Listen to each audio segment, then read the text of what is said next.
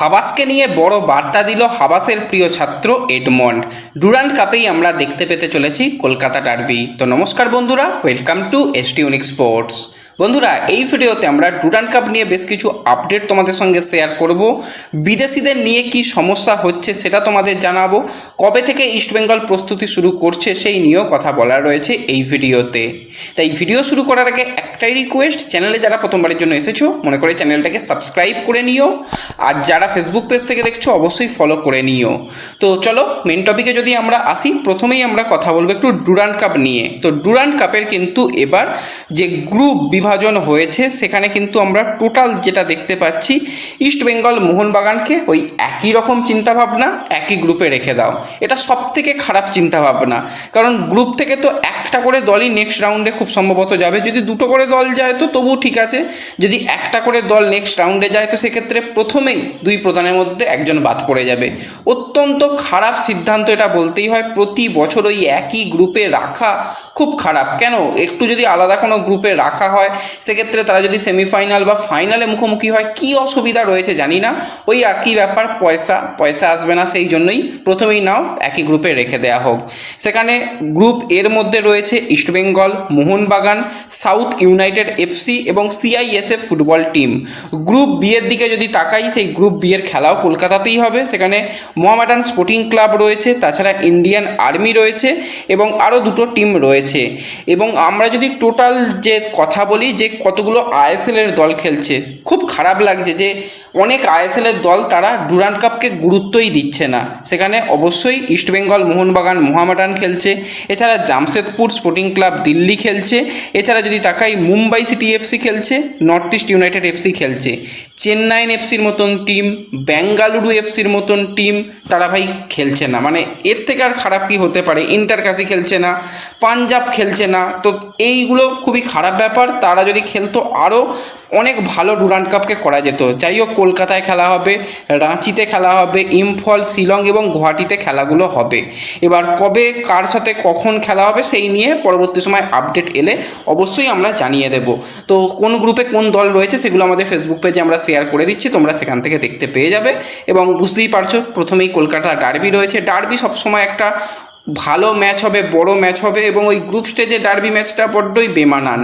তো এদিকে তো অবশ্যই যে টিমগুলো ঘোষণা হয়ে গেল, গ্রুপ সিস্টেম হয়ে গেল, কিন্তু ডুরান্ড কাপে কজন বিদেশি খেলবে, কীরকম কী পরিকল্পনা হবে, এআইএফএফ কী প্ল্যানিং করছে সেটা ভাই এআইএফএফই জানে। হ্যাঁ, এআইএফএফের আবার নাম চেঞ্জ হয়ে গেছে।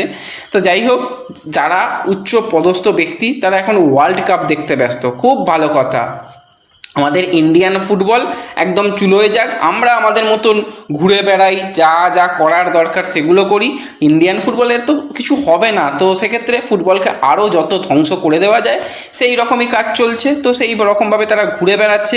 এখনও পর্যন্ত নতুন যে ফুটবল বর্ষ আসছে সেখানে কি সিস্টেম হবে, সেখানে কি স্ট্রাকচার হবে, সেখানে কি বিদেশি প্যানেল হবে সেটা কেউ জানে না। ইস্টবেঙ্গল, মোহনবাগানের মতন দল সমস্যায় পড়বে, বিশেষত সমস্যায় পড়বে তো ইস্টবেঙ্গল, কারণ বিদেশিদের যে কী স্ট্রাকচার হবে সেটা জানে না।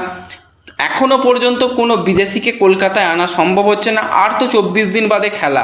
তো মোহনবাগান দেরিতে প্রস্তুতি শুরু করার কথা রয়েছে, ওই 16, 17, 18 তারিখ এরকম সময় করে গিয়ে তারা প্রস্তুতি শুরু করবে। কিন্তু ইস্টবেঙ্গল তো তাড়াতাড়ি প্রস্তুতি শুরু করতে চলেছে বলেই শোনা গিয়েছিল। তো সেক্ষেত্রে ইস্টবেঙ্গল এই সপ্তাহের শেষের দিকে বা আগামী সপ্তাহের প্রথম দিকে ওই 10 তারিখের মধ্যেই প্রস্তুতিতে নামার কথা রয়েছে।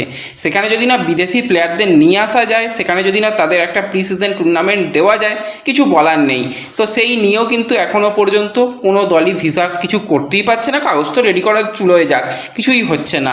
এবং এখনও পর্যন্ত তোমরা জানলে অবাক হবে, আইএসএল তো পরিচালনা করবে ক্লাব জোট। হ্যাঁ, সেটা এআইএফএফ বা ফেডারেশন, তারা অবশ্যই লিগের সর্বোচ্চ ব্যক্তিত্ব থাকবে, কিন্তু সেই যে একটা চুক্তি, সেই চুক্তি আজ পর্যন্ত অফিসিয়াল সিগনেচার হয়নি। শুনলে অবাক হয়ে যাবে। সেখানে দলগুলো কোন আশায় দল গঠন করবে? ইস্টবেঙ্গলের ক্ষেত্রে তাগিদ আলাদা, তাদের এশিয়ার মঞ্চে খেলতে হবে, তাদের দল গঠন করতে হবে।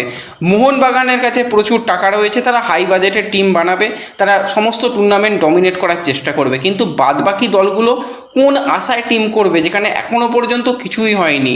তো সেক্ষেত্রে কত আর কেন্দ্রীয় ক্রীড়ামন্ত্রকের কাছে যাওয়া হবে, সেখান থেকে নির্দেশ আনা হবে। কিছু তো ফেডারেশন করুক, ফেডারেশন ভাই ঘুরে বেড়াচ্ছে, যেটা বললাম তাদের এখনও ঘোরা শেষ হয়নি। শোনা যাচ্ছে 2-1 দিনের মধ্যে তারা ব্যাক করবে এবং তারপর সিগনেচার হবে, তারপর সব কিছু হবে। মানে ওই পরটা পরেই হয়ে যাচ্ছে, ডেটের পর ডেট পিছিয়ে যাচ্ছে, কিন্তু কাজের কাজ হচ্ছে না। যেখানে আইএসএলও শুরু হওয়ার কথা রয়েছে 4 সেপ্টেম্বর থেকে খুব সম্ভবত, তো সেখানে এখনও পর্যন্ত চুক্তি স্বাক্ষরিত হয়নি। কমার্শিয়াল পার্টনার, ব্রডকাস্টিং পার্টনার কারা হবে সেগুলো কিছুই নির্ধারিত হয়নি। তো এইরকমভাবেই চলছে, আর কিছু বলার নেই। এবং যেটা শোনা যাচ্ছে যে ড্যানি র্যামিরেজ এবং ইস্টবেঙ্গলের ক্ষেত্রে নতুন সাইনিং করা প্লেয়ার, তাকে আনার সব রকম চেষ্টা চালানো হচ্ছে, কারণ সে প্রথম সিগনেচার হয়ে গেছে, কিন্তু ওই পেপার ওয়ার্কের জন্য কিন্তু ব্যাপারগুলো আটকে যাচ্ছে। এবং অলরেডি ড্যানি র্যামিরেজ কিন্তু সে তার মতনভাবে প্রস্তুতি শুরু করে দিয়েছে, কিন্তু দলের সঙ্গে সে প্রস্তুতি শুরু করলে সেটা সবথেকে ভালো হতো, সেটা কিন্তু এখনও পর্যন্ত হয়নি। এবং বেশ কিছু ডোমেস্টিক প্লেয়ার তাদের কিন্তু সিএফএলে দেখে নেওয়ার চিন্তাভাবনা রয়েছে, লাইক পিভি বিষ্ণু বা ডেভিডের মতন প্লেয়ার, তাদের কিন্তু সিএফএল স্কোয়াডে দেখা যেতে পারে। তারা কিন্তু খুব তাড়াতাড়ি প্রস্তুতিতে জয়েন করতে পারে বলেই শোনা যাচ্ছে।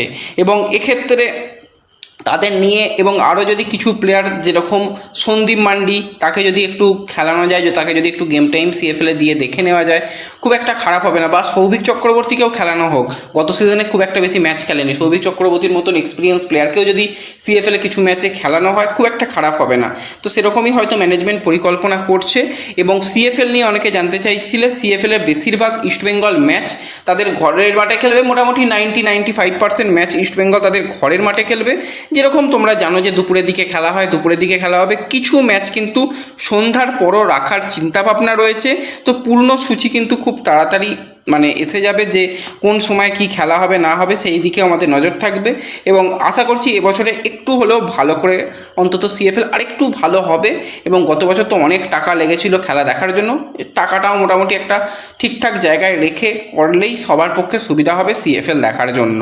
এবং এর সাথে সাথে মোহনবাগানেরও ওই একই রকম সমস্যা হচ্ছে, তাদের বিদেশিদের মধ্যে অনেকেই চুক্তিবদ্ধ বিদেশি প্লেয়ার রয়েছে, যেখানে তারা সামির জালকোভিচকে সাইন করিয়েছে, তারা মিগুয়েলের মতন প্লেয়ারকে নিয়ে আসছে, বা তারা আরও যে সমস্ত প্লেয়ার রয়েছে তাদেরকে নিয়ে আসবে। এখনও পর্যন্ত তাদের ভিসা সংক্রান্ত কিছুই মেটাতে পারেনি। মোহনবাগান ম্যানেজমেন্ট কিন্তু এবার লিখিত আকারে ফেডারেশনকে আবেদন করতে চলেছে যে দ্রুত এই ব্যাপারে নিষ্পত্তি ঘটলে তাদের পক্ষে সুবিধা হবে।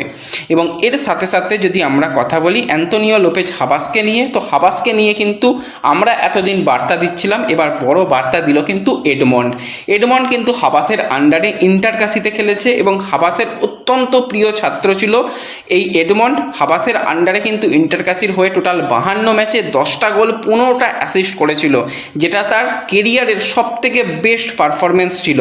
তো সেই হাবাসের সঙ্গে আরও একবার কাজ করার সুযোগ, সেই হাবাসের আন্ডারে খেলার সুযোগ এডমন্ড পেতে চলেছে। নিজস্ব সোশ্যাল মিডিয়াতে সেরকমটা পোস্ট দিয়েই সে বার্তা দিল যে কোচ আসছে। তো অবশ্যই হাবাসের আন্ডারে বেশ কিছু প্লেয়ার ভালো করতে পারে এবং হাবাস তার পুরাতন বেশ কিছু প্লেয়ারকে ইস্টবেঙ্গলে আনতে পারে বলেই শোনা যাচ্ছে। সেই নিয়েও পরপর যেরকম তোমাদের ট্রান্সফার নিউজ শেয়ার করি সেগুলো শেয়ার করে দেবো। এই ভিডিওতে এই আপডেটগুলোই শেয়ার করার ছিল। ভিডিও ভালো লাগলে লাইক শেয়ার করে দিও, চ্যানেলে প্রথমবারের জন্য এলে সাবস্ক্রাইবার ফলো করে নিও। দেখা হবে পরবর্তী ভিডিওতে। ধন্যবাদ।